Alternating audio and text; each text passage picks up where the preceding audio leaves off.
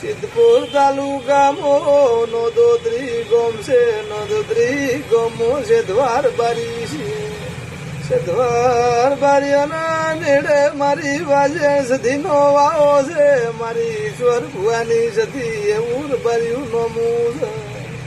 એક દાડાની વેળા લઈને મારી વાજણ નોંધોત્રીથી માફો જોડીને ઈશ્વર ભુવાના હારો આરમદા વાજાઈ વાજમો વસ્ત્રાલમો બાપા સીતારામ ચોક બેઠી મારી ઈશ્વર ભુવાની લાડવાઈ સતી.